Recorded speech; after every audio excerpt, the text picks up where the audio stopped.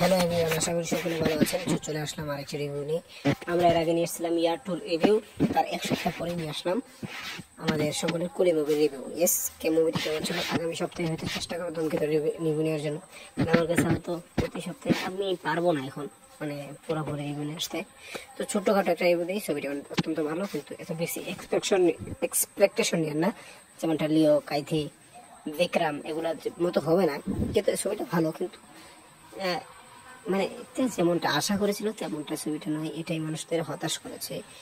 তো চিন্তার কিছু নেই, একেবারে খারাপ না। আপনাদের মাস মুভি এবং এমন একটা সুন্দর মুভি আপনারা ইতিপূর্বে কখনো দেখেনি। এরকম মুভি এর আগে হয়নি। তবে কালারটা আরো ভালো করা যায়। যাই হোক, এটা একটি দুই বন্ধুর কাহিনী এবং কুলিদের কাহিনী নিয়ে।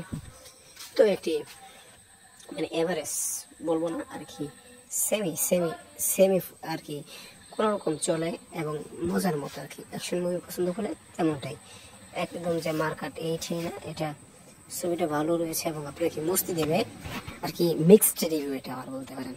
ইয়ারটু তো একেবারে জঘন্য হয়েছে, এটাও মিক্সড রিভিউ। এখান থেকে ধূমকেতু কি করে, ধূমকেতু দেখার বিষয়। আমার এই যে একটা ফাতে ওটা রিভিউ দিলি, সেটা আমার মিক্স রিভিউ, সেটা ভালো হয় না। ভাইলেন্স ছাড়া তারপরে আরও কিছু মুভি রয়েছে, সেগুলো আমার ভালো নয়। হিট 3 আমার কাছে সেই লেগেছে, রিভিউ দিয়েছিলাম ফাতে। তারপরে আরও কিছু মুভি ছিল যেগুলো ভালো নয়। তো ওটা ফাতে মুভি রিভিউটা এখানে দিয়ে দিলাম। তোর সাথেই ফাতে আমার কাছে ভালো লাগে। তবে দেবা দেবা নামে একটি মুভি এসেছিল, সেটাও আমার কাছে একদম ডিফারেন্ট লেগেছে, বলতে এরকম নয়, এভারেজ লেগেছে। দেবা মুভিটা তেমন হিট করতে পারে নাই। তো এটাই ছিল। আর কোহলি আমার কাছে মাস্টারপিস হবেই, হ্যাঁ মাস্টারপিস। আর আমির খান রয়েছে, আমির খানের কেমিওটা দিছে ঠিক আছে, কিন্তু তাকে জোকার বানিয়ে দিয়েছে। Thank you.